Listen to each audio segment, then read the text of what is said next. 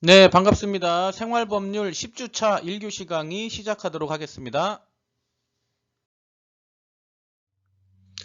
네, 생활법률 10주차 1교시 수업입니다. 우리 저번 시간에 이혼에 대해서 공부를 했습니다. 다시 한번 저번 시간에 배운 것들을 복습해 보자면, 여러분, 이혼은 크게 두 가지가 있다라고 말씀드렸죠. 협의 이혼과 재판상 이혼, 이렇게 두 가지가 있습니다.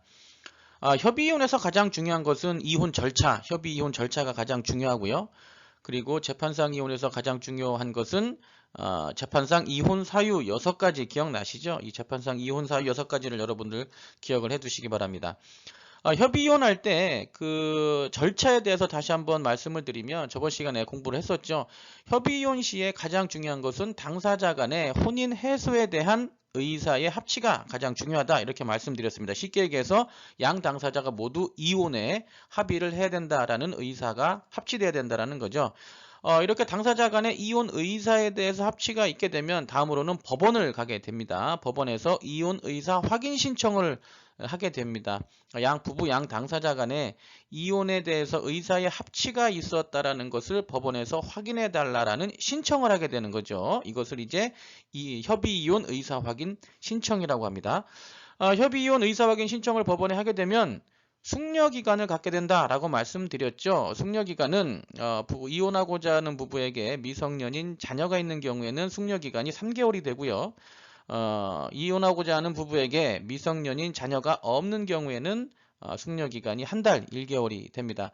그리고 법원에서 숙려기간 이후에 특정한 날짜를 지정을 해줍니다. 숙려기간이 지난 이후에 다시 법원을 출석해야 된다라는 거죠. 숙려기간이 지난 다음에 이혼 의사 최종 확인서를 받기 위해서 법원에 출석을 해야 됩니다. 그래서 숙려기간 후에 법원에서 지정해준 날짜에 법원에 다시 부부 양 당사자가 출석해서 최종적으로 협의 이혼 의사 확인을 받습니다. 여기까지 하면 이혼이 됐느냐? 그렇지 않지요. 한 번 더 절차가 남았죠.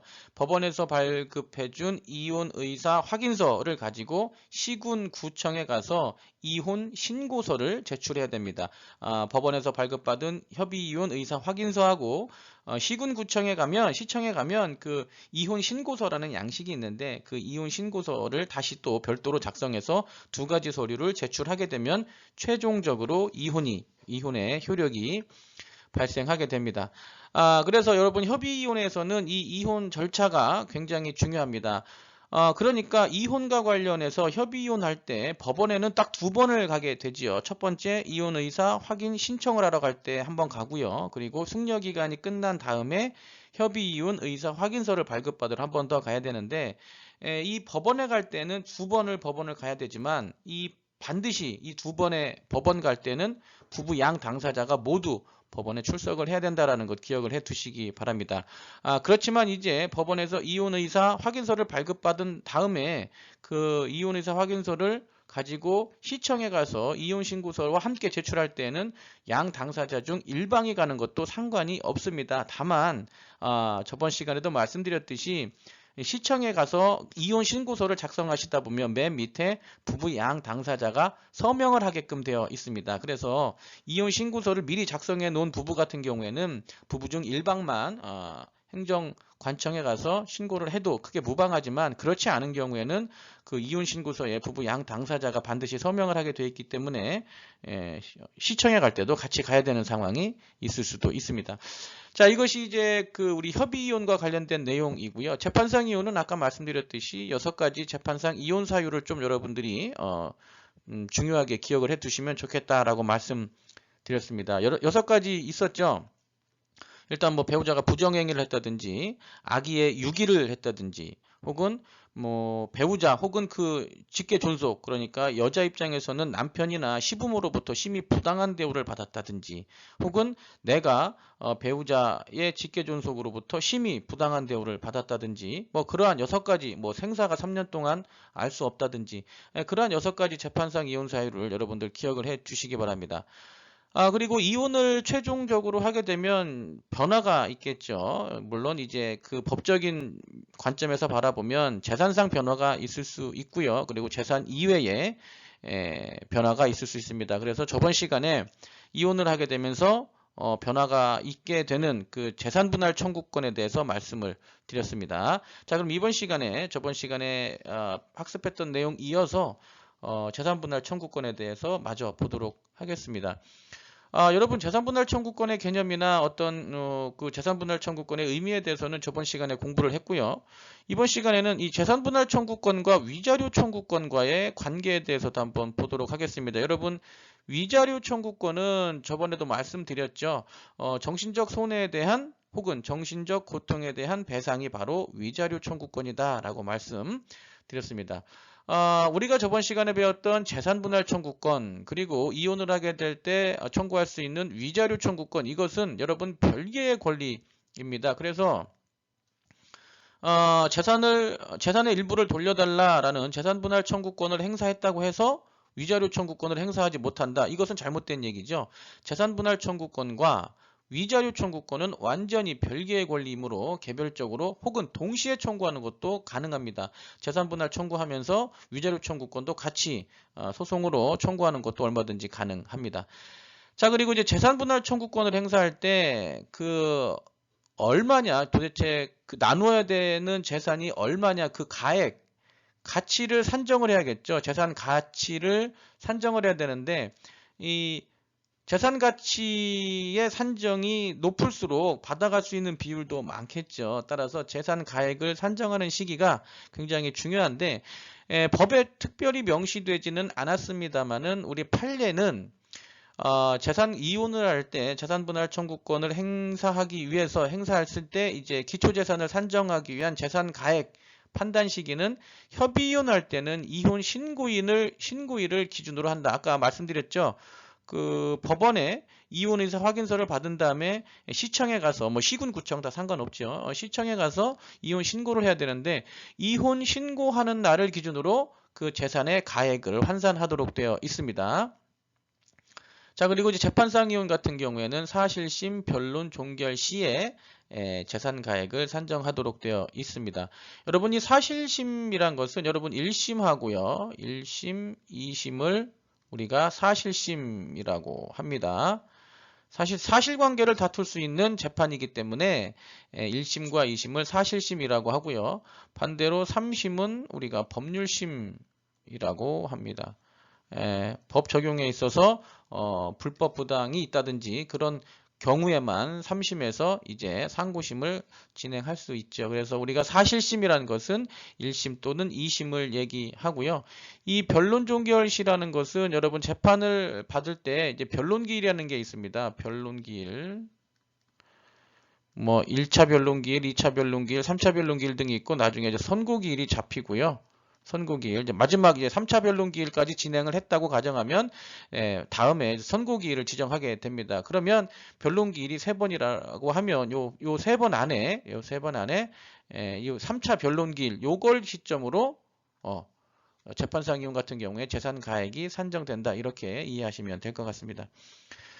자, 그리고 이제 사회행위 취소라는 부분은요, 이제, 부부 일방이 상대방에게 재산을 많이 뺏길까봐 이제 미리 재산을 빼돌렸을 때 어떻게 할 것이냐라는 문제입니다.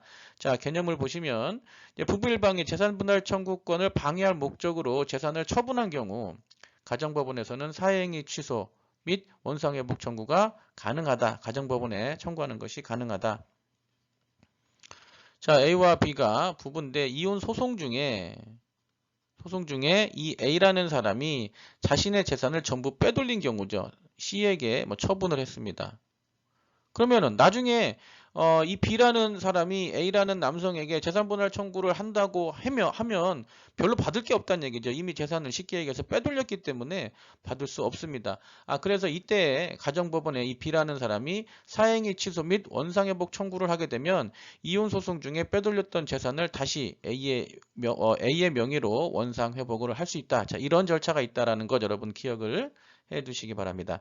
자, 여기까지는 이혼을 통해서 발생하게 되는 법률 관계 중에서 재산 관계 중에서 이제 재산분할 청구권과 관련된 내용이고요. 두 번째로는 위자료 청구권, 아까 잠깐 언급을 했었죠. 위자료 청구권에 대해서 한번 살펴보도록 하겠습니다.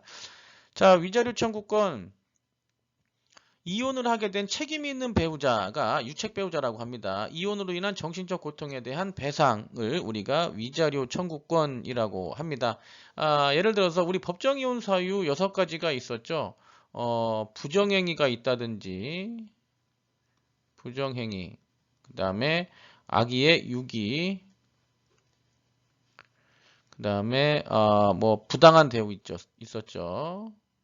부당한 대우가 이제 배우자나 그 직계존속으로부터 부당한 대우를 받는 경우가 있고, 그 다음에 우리 직계존속을 부당하게 대우한 경우, 배우자가 내 직계존속을 부당하게 대우한 경우도 있고요. 부당하게 대우한 경우가 있고, 그 다음에 생사 불분명 3년, 그 다음에 기타 혼인을 계속하기 어려운 혼인 계속 어려운 경우가 있죠.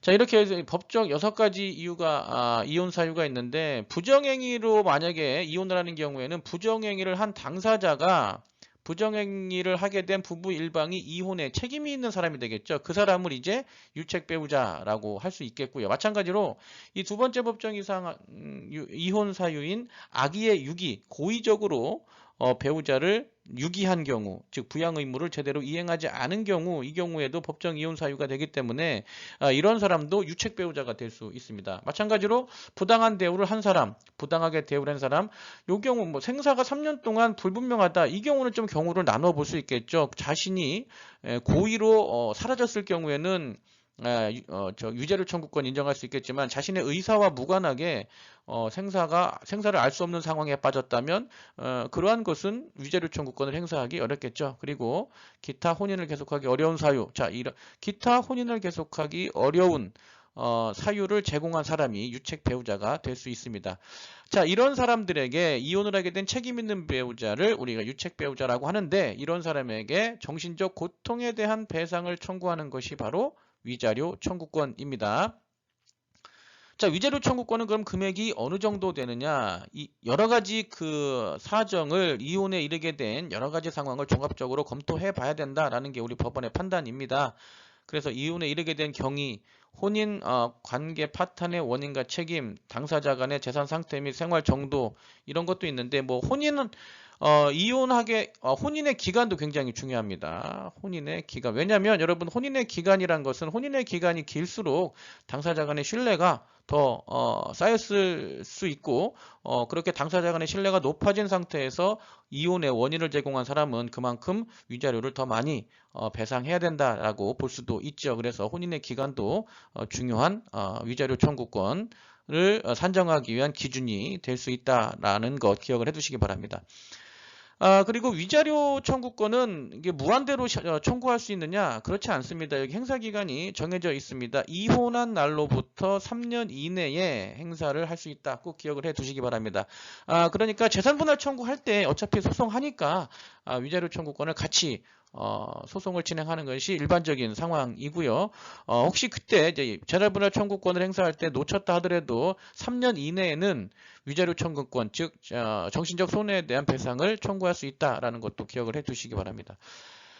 그리고 위자료 청구권은 부부 당사자에게만 청구할 수 있는 것이 아니고요. 제3자에 대한 청구도 얼마든지 가능합니다. 그래서 혼인의 파탄에 책임이 있는 사람에게는 위자료 청구권을 행사할 수 있다. 예를 들어서 법정 이혼 사유인 이 부정행위를 원인으로 해서 이혼을 하게 된다면, 자신의 배우자가 부정행위를 한 상대방이 있을 수 있겠죠. 그러면 혼인 관계가 파탄되는 데에 배우자와 같이 부정행위를 한 상대방, 제3자가 되겠죠. 그 사람도 우리 부부 당사자의 혼인관계가 파탄되는 것에 대해서 원인을 제공한 사람이라고 볼 수도 있기 때문에, 그 부부 상대방에게만 위자료 청구권을 행사할 수 있는 것이 아니고 제3자에게도 얼마든지 위자료 청구권을 행사할 수 있습니다.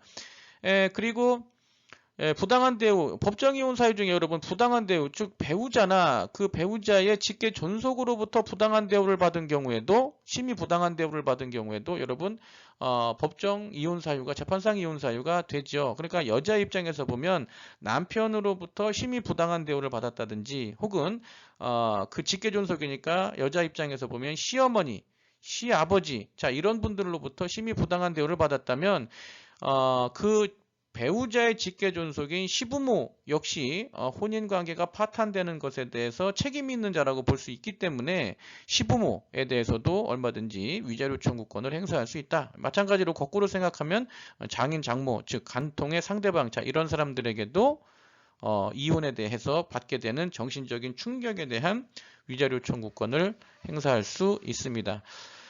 위자료 청구권을 지급하지 않는다. 그러면 어떤 조치를 취할 수 있느냐? 가정법원에 이행명령을 신청할 수 있습니다. 그러면 1,000만 원 이하의 과태료가 처해질 수도 있고요.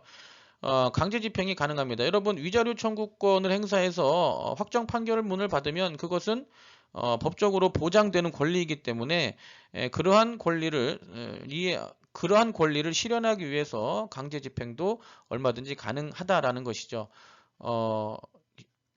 A와 B와 이혼을 했는데 A가 B에게 이제 위자료 청구권을 행사해서 법정 재판을 통해서 위자료 청구권 2천만 원을 확정 판결받았다. 그러면은 A라는 남편은 부인 B라는 여성에게 2천만 원의 위자료 청구권을 갖게 되는 거죠. 근데 이 B라는 사람이 2천만 원을 주지 않는다. 그러면 가정법원에 이행명령을 신청하게 되면 이 B라는 여성은 이제 1,000만 원 이하의 과태료에 처해질 수도 있고요.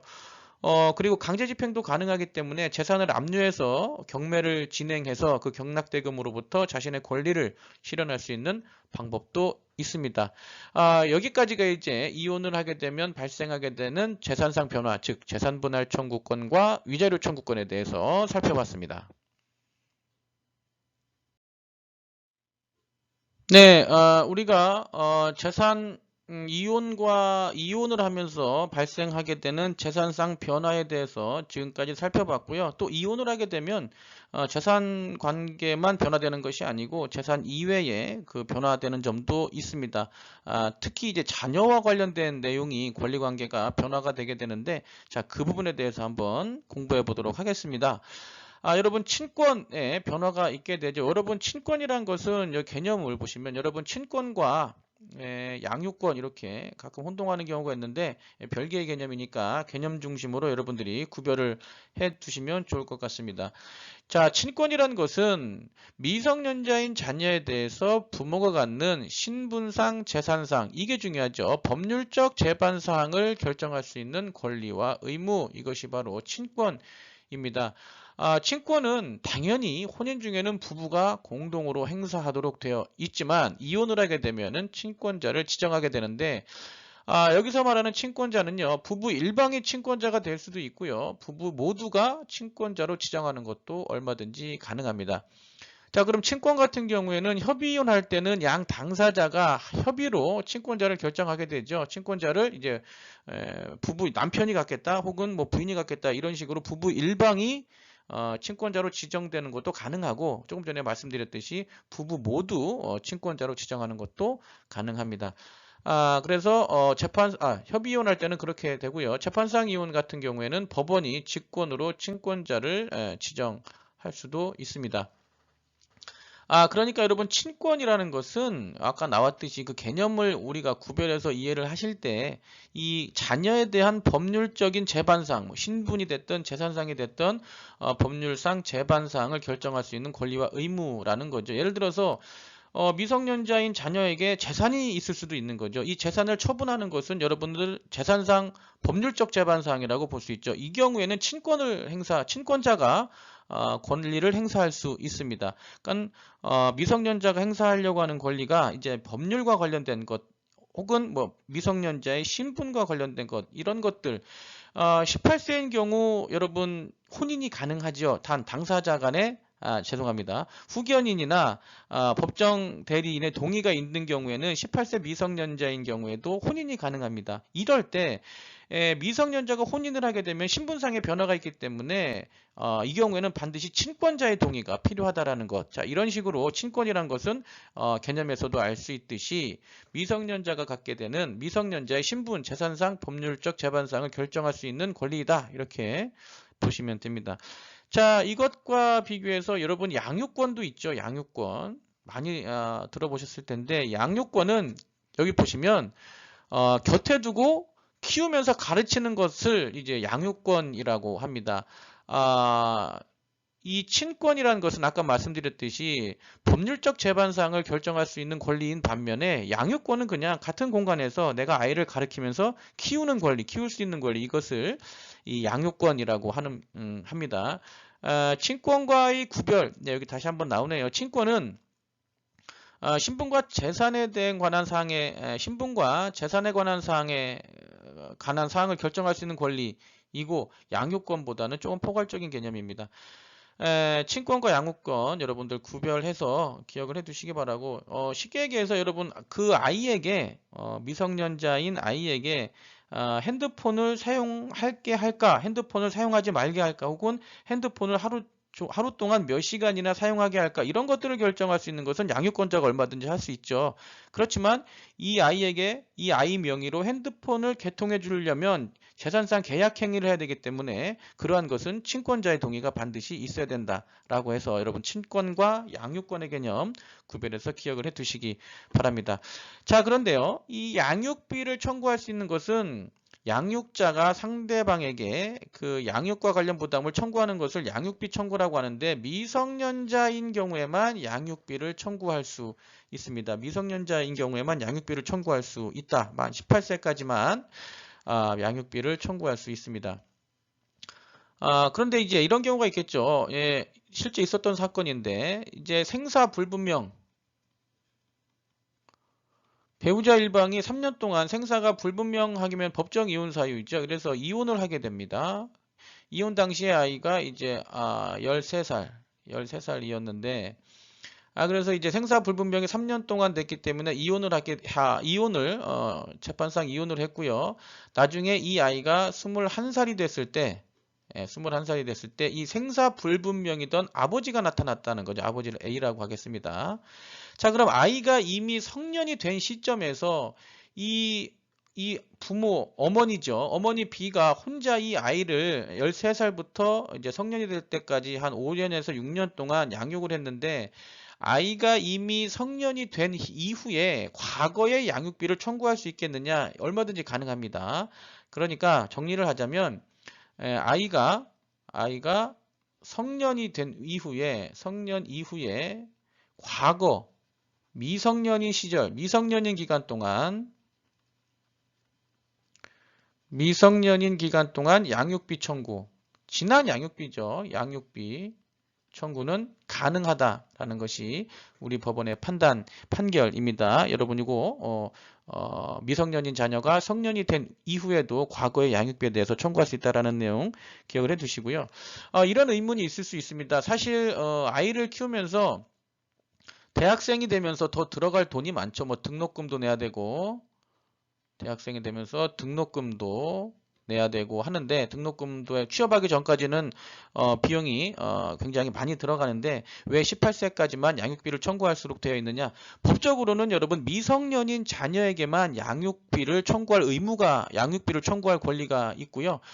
성년이 되면 양육비를 부담할 의무도 없고요. 양육비를 청구할 권리가 없습니다. 약간 현실과는 조금 다른 내용이긴 한데, 이 양육비라는 것 자체 개념이 미성년인 자녀를 성년 때까지 보호하면서 키우면서 들어가는 이 비용이라는 것이 이 양육비의 개념이기 때문에 이 성년자에 대해서 원칙적으로는 양육비를 청구할 권리도 없고요. 양육비를 지급할 권리도 없습니다. 다만 이혼하는 과정에서 양 당사자 간에 합의를 할 수는 있습니다. 만약에 양육비는 18세까지 청구하는 것이 원칙이지만, 만약에 이혼하고자 하는 부부 양 당사자가 양 당사자 중에 일방이 대학을 졸업할 때까지는 등록금이나 이런 부분에 대해서 내가 양육비를 지급하겠다라고 합의를 하게 되면 그 부분에 대해서는 법적으로 효력이 있습니다. 그런데 이제 그 양육비를 지급할 의무가 법적으로는 없기 때문에 협의를 안 해주면 그런 내용에 대한 합의가 없으면 실질적으로는 청구하기가 어렵습니다. 여러분 기억을 해두시기 바라고요. 자, 이것이 여기까지가 이제 그 재산 이외의 변화, 즉 친권과 양육권과 관련된 내용이고요. 면접교섭권도 있죠. 면접교섭권은 이제 양육을 하게 되면 양육권이 부부 일방에게 있으면 양육권이 없는 부부 일방은 아이를 볼 수 없기 자주 볼 수 있기 때문에 양육권이 없는 부부 일방이 이혼 후 자녀에게 갖게 되는 권리가 바로 면접 교섭권입니다. 쉽게 말해서 양육권은 없지만 만나볼 수 있는 그러한 권리가 바로 면접 교섭권이지요. 자, 개념을 보시면 이혼 후에 자녀를 직접 양육하지 않는 부모 일방과 자녀가 상호 면접 교섭할 수 있는 권리, 면접 교섭권입니다. 그래서 직접 만나는 것 얼마든지 가능하고요. 편지를 주고받는다든지 전화통화, 선물 교환, 그리고 일정 기간 동안 여행 가는 것도 얼마든지 가능하다. 이렇게 해서 면접 교섭권도 인정되고 있습니다. 이혼을 하게 되면 재산상 변화 크게 이혼을 하게 되면은 여러 가지 변화가 있게 되는데 이제 재산적인 부분과 관련해서는 재산 분할 청구권 그리고 이혼의 원인을 제공한 부부 일방에 대해서 정신적 고통에 대한 위자료 청구권 기억을 해두시기 바라고요. 그리고 자녀에 대한 변화도 있게 됩니다. 친권과 양육권. 친권은 부모가 자식에게 갖는 신분 재산상 법률적인 재반상을 결정할 수 있는 권리와 의무 라는 것 개념 기억해 두시기 바랍니다. 친권과 양육권, 친권은 뭐 공동 행사하는 것도 얼마든지 가능합니다. 그리고 양육권은 양육비 청구가 미성년자인 동안에만 청구를 할 수 있다. 이게 이제 법에 정해진 내용이지요. 그럼에도 불구하고 이혼하는 부부 양 당사자가 성인이 된 이후에 특정 기간까지 양육비를 지급하겠다라는 내용의 합의가 있으면 얼마든지 법적으로 유효하다라는 것까지 기억을 해두시기 바랍니다. 자, 생활법률 10주차 1교시 수업은 여기서 마치도록 하겠습니다. 고생하셨습니다.